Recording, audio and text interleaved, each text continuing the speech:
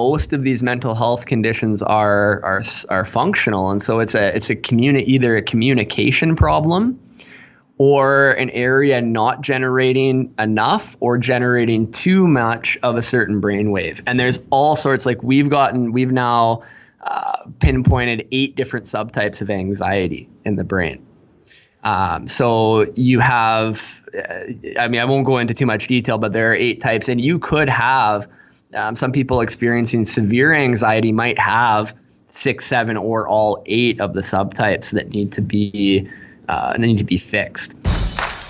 This is the Anthropology Podcast, the podcast where we optimize the bodies, brains, and lifestyles of entrepreneurs, go-getters, and world-changing innovators.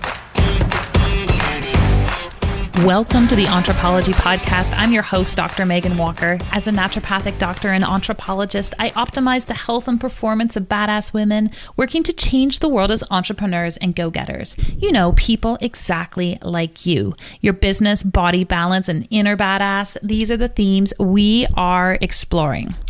So hang tight, everybody. Today's episode was a doozy. I was joined by Corey Deacon, the co-founder and medical director of Neurvana, a clinic in Calgary that focuses on brain health and something called Quantitative EEG. Now, Corey's credentials are exhaustive. He has a doctorate in natural medicine. He's a certified functional medicine practitioner, and he's a member of the examining board of Natural Medicine Practitioners of Canada. He has extensive experience exploring how lifestyle has an effect on brain health, and not just brain health as it pertains to concussions or trauma, but as it pertains to anxiety and depression and ADD and some of the more functional disorders that are, quite frankly, systemic in our population. Corey and I went deep on the science. We geeked out on some of the things that you should be looking at in your own lifestyle, how you can start to make shifts on a daily basis, and the top 3 things that we are both seeing affecting people in a chronic way, and they are definitely not what you expect. If you are interested in understanding how your brain can serve you at its highest potential and how you can preserve your brain activity very, very long into life, then this episode is designed especially for you. It's my pleasure to introduce you to Corey Deacon. Corey Deacon, welcome to the Anthropology Podcast. Thank you so much for having me. We have a lot to get into, and I want to warn our audience before we even get started. We're going to geek out in a really big way about the brain and neuroscience and neurofeedback and biofeedback and peptides and all these things that a lot of you probably haven't heard about before. So if you're going to jump out, now is the time to do it. But if you're even the just smidgen amount of curious about what Corey and I are going to get into today, Corey, I would love for you to start off by giving everyone a background in terms of who you are and how we got to this place today. Yeah, sure. So I'm a medical scientist with a doctorate in natural medicine. I have a fellowship in anti-aging and regenerative medicine, and I'm board certified in quantitative EEG and neurofeedback, which we're going to get into, but it's a neuroimaging technique similar to a functional MRI. I started doing what I do because I actually had a lot of head injuries when I was growing up. I played football and hockey, and I never had any immediate acute problems following my head injuries. But what happened is in my early 20s, when I was in my master's, I started getting problems with my brain.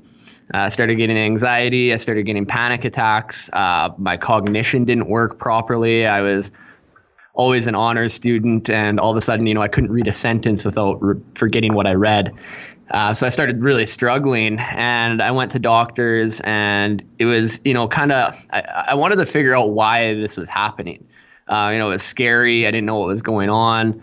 I had a feeling that it was from my old concussions, but nobody ever gave me confirmation, and nobody could ever really tell me why. It was just always, try this med, try that med. And that really disappointed me because as a researcher, I always want to find out why. So I started going the naturopathic medicine route, and I started seeing some of the similarities down that road where, instead of using pharmaceuticals, people were offering me natural alternatives, which I did appreciate, but it was still this kind of throw things at the wall and see what sticks. And there is still a lot of guesswork involved. And I got a little bit better with some dietary changes and some natural approaches, but I still wasn't anywhere close to where I was prior to this crash that I had. And then I discovered quantitative EEG, which is a neuroimaging technique that allows you to quantify the function of the brain. And this is really appealing to me because MRIs and CTs are pretty much useless when it comes to analyzing the function of the brain, where they look mainly at structure, and anybody that understands the brain knows that structure does not equal function. So this was a way for me to actually analyze and quantify my brain waves, and it blew me away. And so I actually ended up getting a job at a functional medicine clinic when I was doing my doctorate, and I started running the brain treatment side of their operation, and that was where I was utilizing qEEG and analyzing. I think I analyzed a few thousand brains anyway, and we can triage people through the analyzing of the brain. We can figure out what's going on, what the underlying reasons are for their symptoms, and then what we need to do to actually start fixing them. And so we were actually utilizing a functional integrative medicine model as well, and I started learning from that how to look at the brain and figure out what may be going on and pick the proper testing to utilize, instead of looking at, thousands of dollars of testing and trying to look at absolutely everything. There was a way that we could really hone in on what the problem was. This is being able to analyze the cause of anxiety, the cause of depression, the cause of sleep problems. If there's been traumatic brain injuries, how has that brain injury created problems? What problems exist? And it can even be used preventatively as well. So you can take a look at if certain things are going on and there might be a degenerative process of some sort. And we pair this with another assessment called event-related potentials, which is, I like to just call it a cognoscopy, similar to a colonoscopy.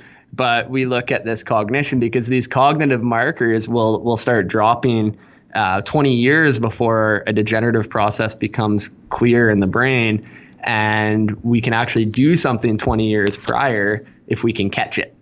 And because the changes are so subtle, like you might only have 100 milliseconds, a tenth of a second disruption in processing, and that's significant. And obviously nobody's going to be able to see that with the naked eye, but you can actually pick it up with equipment. So we started utilizing all these great neuroscience principles that really ought to have been implemented in healthcare, decades ago. But here we are.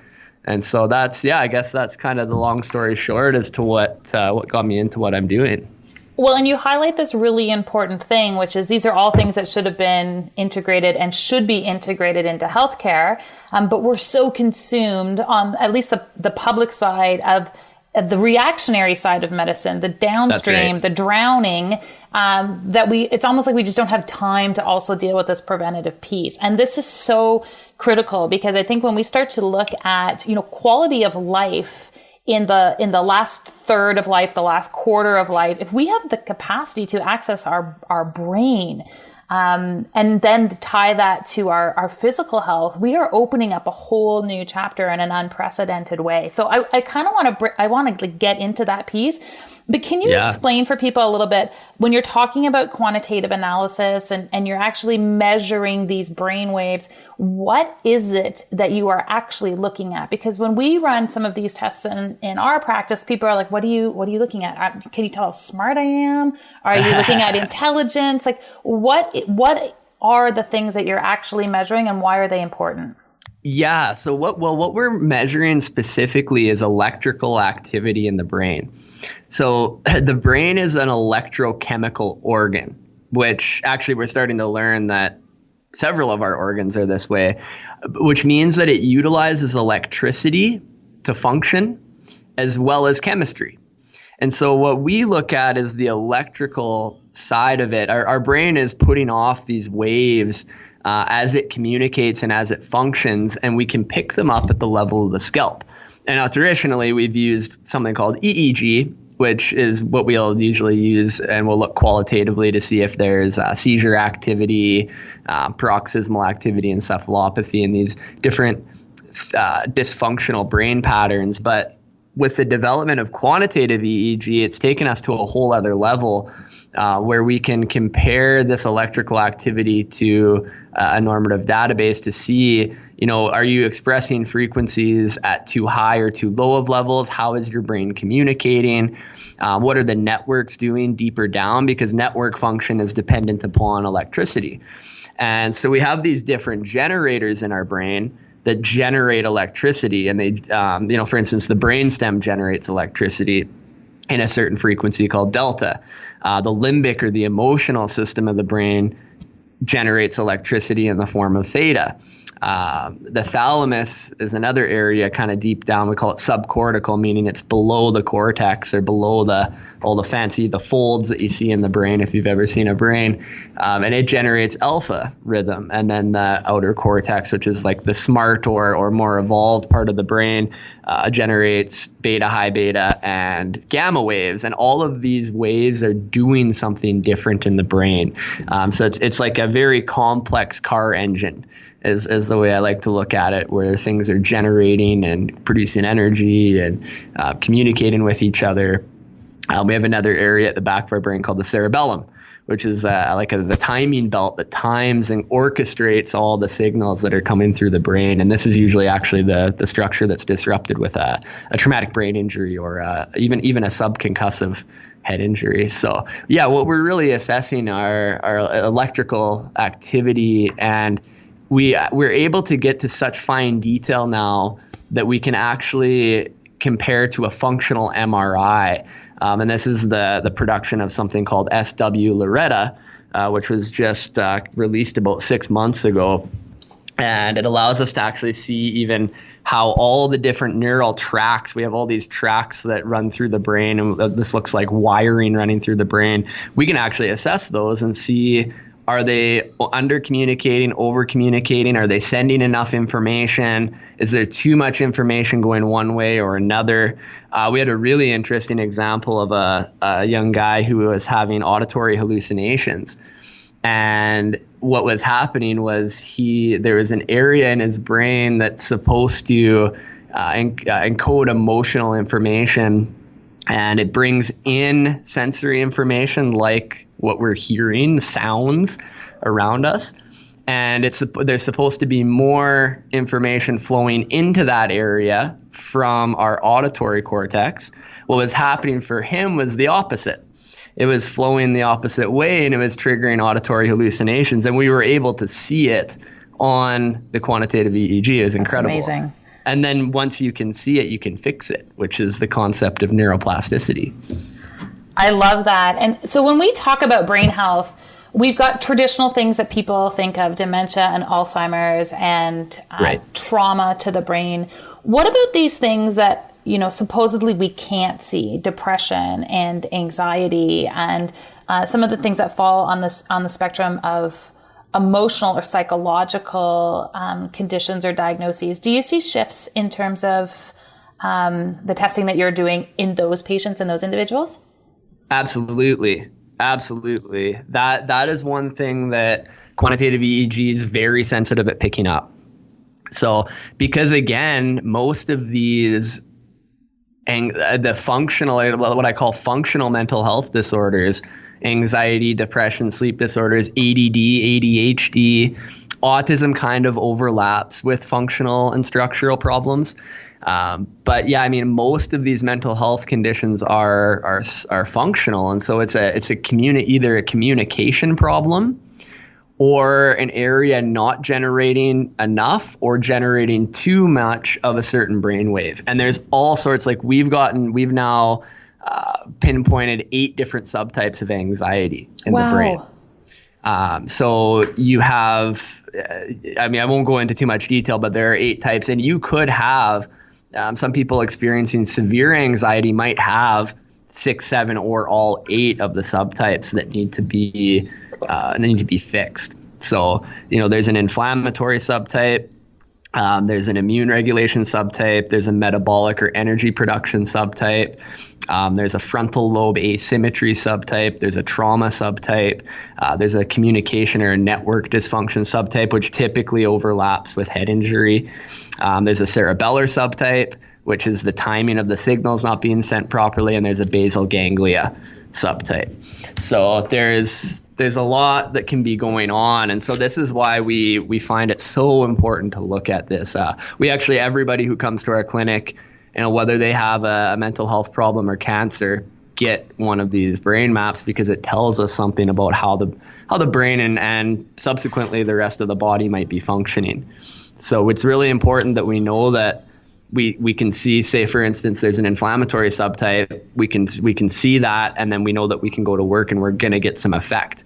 If we have a trauma subtype and we try to treat inflammation, they're not going to really get anywhere because it's the trauma that's the problem, and we need to utilize early trauma approaches, PTSD approaches, stuff like that. So it's been integrating this into our clinic has just absolutely changed our and our clients' worlds because of the predictability and the accuracy of what we can do for them. So and it would allow you to really predict treatment. I mean, traditionally, when you engage in the system and you have a diagnosis of generalized anxiety, there's a series of 3 or 4 medications that are offered to you as an option. That's right. And I'm assuming what you are seeing here is you're really able to recognize when that is and predict when that is actually going to be a good choice and when it's actually just going to be for lack of a better term, a useless intervention for that individual. That's right. And and you can actually, there's an assay called GeneCept, which is actually a Dynalife lab now, and there is some coverage in Canada for insurance, which is amazing. If you can take a qEEG and a GeneCept, you can look at where the genetic tendencies are. You can see how the brain is functioning, and you can also pick an optimal medication as well. So that's really important. I see that a lot because this is the same thing with medications. Like you said, there's the kind of the first line treatment to, say, anxiety, right? Mm-hmm. Generally, it's now we've moved more towards SSRIs because we don't want people on benzodiazepines long term. But you get that first line therapy. If you fail it, you go to the second. If you fail it, you go to the third. And it's literally just throw everything at the wall and see what sticks. So there's no predictability. There's no accurate idea of whether they're going to respond well. And if somebody has, for instance, an alpha or a metabolic related subtype for anxiety, a benzodiazepine makes them feel worse. And a lot of times doctors can't figure out why that is. And right. So, yeah, I mean, it is an absolutely, and in my opinion, now in my practice, essential tool. I wouldn't be able to operate without it because it just allows me to really know what is causing that problem for that person. Because it can be difficult. And I know for you being a clinician as well, you have somebody come in with anxiety. It can be really difficult to figure out what's causing that anxiety. And it looks a little different from person to person. And so, yeah, it's been absolutely essential for us to find out what the subtype is and how to approach it. Well, and especially for the entrepreneurial population, anxiety is just such a pervasive challenge for so many individuals. And it's a real source of distraction and frustration that people are going through so many different practitioners and trying different interventions in an attempt to manage it. And certainly there's, a cognitive behavioral therapy that can make a difference for a lot of people in coaching, but there's still the biochemistry piece that is often a huge component. So I really love this.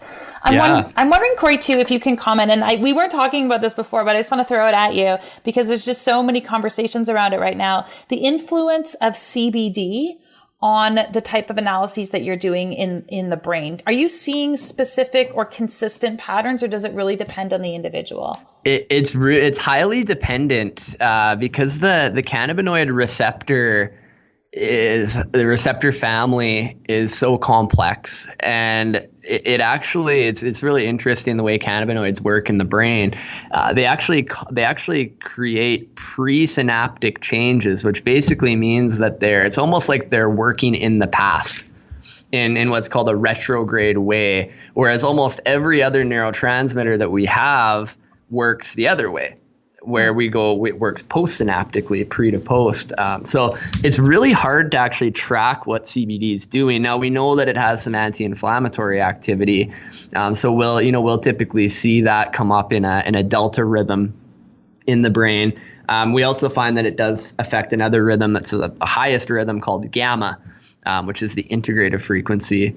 But yeah, CBD on its own is a difficult one to track functionally because it does kind of change depending on what the person needs, how their CBD or cannabinoid receptors are being expressed, and as well another receptor called melanopsin and melanocortin receptors, which are actually the receptors that receive light from our environment and then will change what we need to turn on in terms of hormones and neurotransmitters and that sort of thing. Depending on the person's light environment, they're going to get a different effect as well. So we find that CBD is very effective for people that are, getting out in the sun, especially at sunrise and sunset, and limiting blue light in their environment in the form of LED and fluorescent lights. We see a different shift in those people on CBD than we do in people that aren't paying attention to their light environment and might actually live a very light toxic environment. So these are generally people working in office buildings with fluorescent lights or that are working on night shift. So, and then we do have with the THC portion of cannabis, there's quite a pronounced elevation in alpha in the frontal lobe, which is why it works for some people with anxiety if they have too much activation in the frontal lobe, and if that's what's driving their anxiety, cannabis can work very well for them because it inhibits that overactivity. But for some people, it doesn't work well, and it's also one of the reasons why we're concerned about adolescents and young adults using marijuana, is because it affects the frontal lobe. They say that you are the product of the 5 people with whom you spend the most time. Imagine you could spend time with hundreds of fellow entrepreneurs and go-getters looking to up-level their business, body, and mindset. The Anthropology Collective does not belong to us. It belongs to you. Come hang out with us on Facebook and let us collectively inspire, support, and cheerlead you towards your vision for contribution, your commitment towards better health, and your journey of mindset mastery.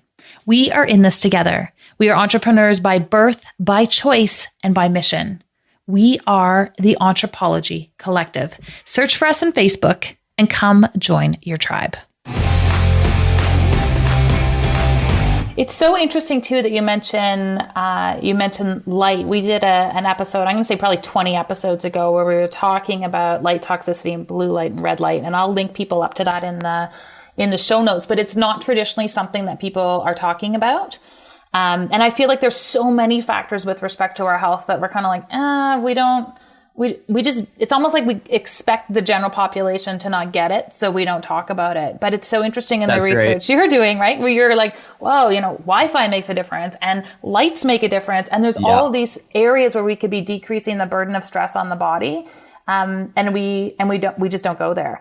That's right. Right. Are there other things when you are looking at the habits of your patient base, and because you're doing so many of these scans with your patients, where you're seeing sort of consistent habits that we engage in that really have a deleterious effect on the brain? Alcohol would be an example that comes to mind immediately, but do you have other ones that you can think of? Absolutely. Yeah. So alcohol for sure. Caffeine is a big one. We overlook the deleterious effects of caffeine as well. Essentially caffeine can act as a phase 1 liver detox inducer, which sounds like a good thing. We're inducing detox, but what'll happen is over time is you will deplete phase 2 detox, and then you have too many reactive products in the liver. Which eventually actually for a lot of people that we work with, long-term coffee use has been triggering food sensitivities, chemical sensitivities because of its effect on a chemical produced by the immune system called interleukin-4, which actually has an effect on what's called leaky gut or gut permeability, which can actually then lead to something called leaky mitochondria. And this actually leads into the same problem as light and getting too much blue light exposure and not enough violet or red light, which typically is what happens because we live indoor lives now. you get this mitochondrial effect where your turbines in your mitochondria that produce ATP, which is our fuel, everything in the body needs ATP to work properly. All of a sudden, it's not turning as fast anymore. That turbine slows down. Now we can't produce energy. So that's, the caffeine's a big one. It also has an effect on estrogen metabolism as well, which is a big problem for women, especially if they're having menstrual or cancers, God forbid, but that's a big one. And then the other problem with caffeine is I find it's kind of like buying a new car and then expecting to make money off it in 10 years. It's a divestment. You're never going to get out what you think you will long term, because you're constantly overstimulating your catecholamines, noradrenaline and adrenaline, when you drink coffee. And so you get this spike and then you get a drop back down to baseline. And if you're doing it every day and you don't give your body a chance to repair, you're constantly going to deplete how many catecholamines you can produce. And so all of a sudden you go 10, 20 years down the road, now you can't operate without coffee because you're too tired. But it's going to continue keeping you tired unless you can get off of it and get your adrenals repaired properly. So, there's another problem with coffee and lectins. There's a problem with coffee and mycotoxins. Those are other big topics on their own accord. But I find that is a big one in our practice that a lot of people don't really realize, because you see a lot of research of, coffee drinkers were shown to have a 5% reduction in dementia. I would like to challenge the studies and where they got the population of that, first of all. And second of all, the trade-off I don't think is there. I think the risks outweigh the benefit for the most part. Now, having a coffee or 2 or 3 a week, it's probably okay if you give your body some time to repair, but it definitely can't become a daily habit, and it really can't be a 2 to 3 to 4 cup a day habit. That is just, I remember I had a guy about 6 months ago, sleep problems, couldn't fall asleep at night. And he was drinking 2 liters of coffee a day. And, I've had those people too. It just does, but I've been drinking coffee forever, right? And I think a lot of people have the idea that if they're going to get a problem with it, it's going to happen right away. For a lot of times it's a very slow process, to the point where we don't even really recognize it until all of a sudden we're having these major chronic problems, right? So that's a big one for sure. And then, as you mentioned, the blue light exposure, Wi-Fi exposure, the little microwave devices called the cell phone that we carry around with us everywhere. There's actually a good study published about 2 years ago, right before the National Institute of Health brought out their research on Wi-Fi, 3G, 4G, LTE, and Bluetooth, which I don't know if you've seen that, but it was a 10-year longitudinal study on animals, and it was a disaster in the group that was exposed to these electromagnetic frequencies, or what we call non-native electromagnetic frequencies. But there was a study published before that showed that there's a elevation of something called MMP9 with exposure to EMFs and microwaves in the frequency of 2.4 gigahertz, which is what Wi-Fi is. And they found that it actually, with MMP9, when it's elevated, it actually breaks down the extracellular matrix, or the skeleton that holds our cells together. And it allows the immune system to get into areas where it shouldn't be going. And so you see this in arthritic conditions where the immune system is getting into joint regions and it shouldn't be there, but it's creating pain.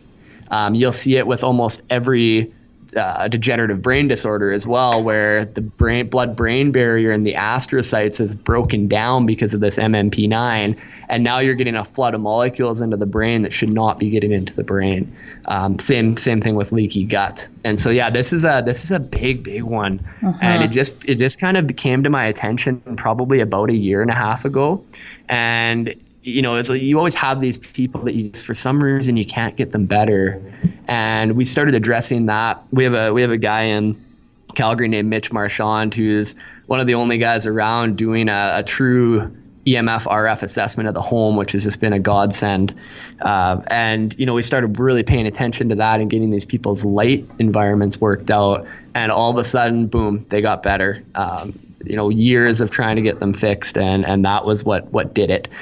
Getting them a good quality blue light blocker for their eyes during the day and at night. And yeah, just made the world a difference. So it's that is a big one, I think, that's overlooked. We either don't know or don't fully understand the effect that light has on the regulation of our system. So our brain literally brings in and uses light to figure out what time of day it is and what it needs to do. And so if you're giving it feedback that's always a blue dominant feedback, you're going to get into big trouble. And the brain is just doing what it's told. It's doing what the light environment around it is telling it to do. But you'll get a crash in melatonin regulation. And the tricky thing too is you don't always get a reduction in melatonin. So sometimes the melatonin levels are just fine, but they're not regulating properly. Eventually you burn yourself out because the blue light is actually the on switch for mitochondria. So it cranks everything on, noradrenaline. It's like coffee all the time. And so you never get this off switch and you never get this repair. So I would say out of the top 3 things that we do in our behaviors and our habits that are most deleterious, I would say it's a light exposure problem with EMFs, caffeine, and alcohol. Those would be my top 3. I was really enjoying this interview till you attacked my coffee the way that you did. But no, I absolutely hear you. And I think it's an example of one of those inconvenient truths that then we spend all this time, we go down this rabbit hole to find the research that really just supports what we want to do. And everybody's body's is a little bit different, but I absolutely hear you. The biochemistry here really matters. And when people are actually unwell, when they're like, no, I'm actually making a big commitment to wanting to shift the quality of my health and the quality of my capacity to think, that's when you do have to start to look at these little details. And I agree with you on the mold, Wi-Fi, and light, because I have a subset of my population who come in and they've been to everybody and they have tried everything. We can't find anything wrong. And when we go after those 3 things, and it takes a while to get people to a place where they're willing to look at them, people start to get better. It's actually quite unbelievable. That's right. Yeah, we have a fairly big population of chronic inflammatory response syndrome as well, due to mycotoxins, mold toxins. I don't know if you remember, but we had a big flood here in 2014. The whole Bow River floodplain flooded out. Yeah, and so again, we have this kind of we get the moisture cleaned up in the house, but the spore counts, the DNA fragments, the RNA fragments from these mold molecules, the mycotoxins are still running rampant. And 15 to 20% of people with genetic susceptibilities are getting chronically ill, and not a lot of people can figure out why. So yeah, that's another big topic as well. I feel like we could do this all day. It causes a ton of neuropsychiatric problems. So yeah, there's so many things that happen below the surface, and I agree it's important to start to look at some of these things that can have a negative implication on our health. What about some of the habits that you're seeing people engage in that are actually having really strong positive influences on brain health? Exercise, for example. Do you have a few where you're like, these are things you should include because the investment is really worth the outcome? Absolutely. I would say exercise and sun exposure being top 2, sweating being a 3rd, and cold exposure being a 4th. People that have a strong fitness regime, and when I say strong, it's different for everybody. I think it's most important that you're putting the effort in. Because we have a lot of people that might have POTS syndrome, so they have low blood pressure problems. They might be adrenally fatigued. They might have mold issues, and they might have a metabolic problem, so they can't output as much as somebody else may be able to. But I find anybody who is exercising, whether it's 10 minutes a day or an hour a day, getting their heart rate up and getting a sweat, they get changes much quicker. So I don't deal, unfortunately. I wish there was more people interested in prevention, but we tend to attract the people that have chronic problems. Mm-hmm. We're not a clinic that people tend to come to right off the bat. Most people see on average 7 to 8 doctors before they come and see us. So for the most part, we're seeing the chronic population. But out of people that are having chronic problems, the people that get better the quickest are the people that are exercising, being active, getting their heart rate up, and having some sort of protocol where they sweat, whether it be hot yoga, sauna, a hot bath with Epsom salt. And a lot of people don't do the cold exposure thing. I think it's getting more popular, but adding that into the mix, especially in winter, is incredible. It's been amazing seeing people do that and the effects and changes they get, not only in their blood work, but in their subjective symptoms as well. Yeah, I haven't run my blood work yet, but we've been doing really consistent cold baths. And Great. It's been one of those, like, we just dump buckets of ice into our bathtub. We actually burned out our ice maker in our refrigerator doing it. But I should have run my own blood work before and after, but I've just never slept better and had a more refreshed sleep. And that's data coming off of, how I feel and off of my Oura Ring. But I absolutely love it, notwithstanding that it's just actually this really cool, literally nice pun, Megan, mental challenge to sit and immerse myself in that cold bath. And my husband, who has a ton of issues with respect to inflammation from past athletic injuries, he too is noticing that really profound shift. So guys, get over it, try it. It's actually really awesome. And I've got a post on my Instagram about that. Yeah, that's right. I think everybody needs to try it. There's I have a good document I can send you on kind of warming up into cold thermogenesis. Love it. Because some people can't just jump into a cold bath, because I've had people try it and they're just like cold all day long. They can't warm up. There's little steps you can take, like doing face dunking, cold shower at the end of a hot shower, doing exercise or a sauna before going in. Just to the point where you're not quite sweating, but you're close. Things like that can really help you tolerate it. A higher protein, higher fat meal before you go in will help you tolerate it as well. But it's very important, especially in winter, because it's actually what resensitizes our leptin. Leptin being the master metabolizer. It's basically the hormone that tells the body, the cells of the body, when and what to metabolize. And so what happens in winter, and it's so interesting, every year it's like, as soon as the UV index goes away, mid-October, and people start spending more time indoors and not outside in the sun, it's like, boom, flu season kicks in, right? It's like a light switch. And then you start having problems with mood being low, and you're stressed more, and you're not sleeping as well. It's because we were literally meant and evolved to, when our photo period decreases in the winter, we get exposed to cold, and it resets the leptin so that we can maintain the same bodily function throughout the year. We've now designed an environment where we don't do that, and we're just warm and cozy all the time. And so our leptin doesn't get reset. We even put weight on over the winter when that happens. And then the other thing with cold is it speeds up that turbine in the mitochondria. It speeds up ATP synthase so you can build more energy. I know when I started doing it, I used to always have problems in the winter. When I took maybe 15 minutes out of my day to get sunrise, sunset exposure, and then I cold bathed every morning. And this last 2 winters, I've had no drop in mood, no drop in energy, no problems with sleep. It's been just phenomenal. And, it's basically free, aside from the water that you have to pay for, right? So that's the other beautiful thing about it. Yeah, no, it is. It is basically free. There's so many of these things that are actually basically free, and you share them with people, and they're like, anything else that I can do? Can I take like $100 supplement or anything that'll, mimic that? For sure. And supplements in this case, and with all the things we're talking about, are definitely not the answer. With that said, I'm curious again, in your experience, Corey, and I call these advanced maneuvers. So all the foundational pieces have to be in place. But have you found that there are some key substances where you're like, yeah, these really move the needle once people have those foundations set? Oh, totally. I mean, it depends what's going on. There's certain neurotransmitter support that works really well.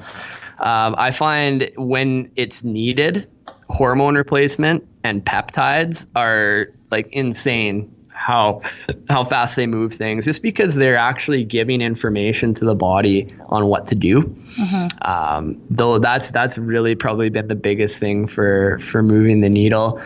Nutritional supplements, when you know what's going on and you pick the right protocol, they almost always move the needle. The trouble is when you're trying to guess as to what you need based on your symptoms, makes it really difficult to kind of get that improvement in symptoms, because you don't know what's causing it. A quick note from our sponsor, Badass Fuel. 2 years ago, someone asked me what supplements I take to maintain my health, my energy, and my edge, and they were surprised that I only took 4 things consistently. For myself and my patients, there are 4 basics that support, at a foundational level, nearly every system in our body. In my quest for the highest quality ingredients and the easiest system for consistently incorporating supplementation into my routine, I formulated and manufactured my own line of foundational supplements. My intention with this line was first and foremost quality, but equally important was a system for taking and naming the support that ease the incorporation of supplements into your life. It's trusted for myself and my patients, under the guidance of your own healthcare provider. I'm excited to invite you to check out our foundational product line, Badass Basics. You can learn more or order the products yourself by visiting www.badassfuel.com. Corey, this is all so interesting. And what I actually want to understand a little bit more about is actually you and how you are moving the needle in your own life. So in the second phase of our interview, we have something called our KPIs, or key performance indicators. So just like we have them in our business, I believe that we have them in how we live our life as well. So I've got some quick rapid fire questions for you. Are you ready? All right. I think so. We'll see, I guess. Okay, first one. What's the most impactful book you have ever read? And I will just say, I usually have entrepreneurs on this podcast and they break rules right off the beginning and give me more than one. So if you've got more than one, you can share. Keep it to one, hey? I would have to say, man, that is a good one. I honestly think the inner world of trauma by Donald Kalshed. Jungian psychologist. All right. Okay, I'm putting it on the list, and this will all be in the show notes. What is the one thing you are most consistent with respect to your health? I'm most consistent with exercise, light exposure, and cold exposure. Nice. I haven't actually had anyone ever say the cold exposure, so I love it. Yeah. What is something totally badass about you that people would not otherwise know? Oh man, badass about me. So many things. I just don't know where to start. Maybe my sarcasm. I don't. I think the most badass thing about me is just actually what we've started with Neurvana Health. We get a lot of resistance with the colleges, with regulatory bodies, not because we're doing anything unethical or illegal, but just because we're doing things different. And so I think, that's not easy for people to be able to deal with, which is why not a lot of people are pushing the needle. So I'd say just, dealing with that and trying to change our culture and the way that we look at health. I would have to say that's probably at the moment the most badass thing about me. I might have answered differently if you had asked me when I was 17, but It's all good. It's all good. What do you do for fun or play? I play hockey. I play baseball. I go out to the pubs and watch hockey games and football games with my friends. I go skiing. I go hiking. Typically anything associated with outdoors like camping is totally in my wheelhouse. Says the man from Calgary. I love it. That's right. And last question for you. Entrepreneurism, are we born this way or do we learn to become entrepreneurs? I think we learn to become entrepreneurs. I was born into a family of absolutely no entrepreneurs whatsoever. And, I wasn't an entrepreneur for a long time, and I just saw my potential and what I wanted to do and how I wanted to help change the world. And I realized that I was going to have to learn. So, I think that we definitely learn, and we learn to think differently. We create new patterns in our brain by thinking differently, and it allows us to be successful. And then I think, for us, it's also about finding the right people to partner with that know what we don't know in the entrepreneurial world as well. So. Well, learning, success are definitely two hallmarks of the work that you are putting out into this world. Corey, where can we send people to learn more about what you're doing at Neurvana and your work generally? Yeah, so if you go to www.nirvanahealth.com, that is our website. We have a bit of information on there. We try not to overwhelm anybody. We also have a YouTube channel, Neurvana Health. We do a lot of posting on Facebook and Instagram, new articles, research, things that we're doing. That's just at Neurvana Health as well. And the other thing we do for people as well is a complimentary discovery call. We have healthcare advisors that are trained. If you go to www.nirvana.ca/go, and I can send you these links as well, Megan. You can actually book a complimentary call with one of our healthcare advisors, and we can maybe help you figure out if you're not in the area. We can help you find maybe clinics that are doing similar things to us, or maybe you might be a good fit for our clinic. We can help give you an idea of that, and maybe help point you in the right direction to kind of help satisfy those health goals that you might have. Sounds amazing. Well, Corey, we will make sure everyone can access all of those things in our show notes. Thanks so much for being with me today. Thanks a lot, Megan.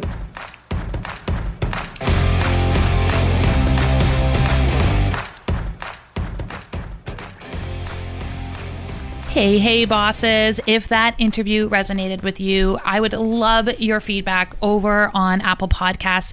Every single review, every comment you leave makes a huge difference in terms of the Anthropology Podcast being able to reach more people, help more people, and pour more individuals into our vector and vertical of leadership that we are using to try to change the world. Now, if you want to discuss a little bit more about today's topic or other topics that affect us as leaders and go-getters in this world, come on over and hang out with me in the Anthropology Collective. In this Facebook group, we have women from around the world dedicated to living a life of purpose, a healthy life, an intentional life as we cruise through and engage in our missions here on planet Earth. I would love for you to join us. I'm excited about what you do. Until we meet again next week, go build something amazing.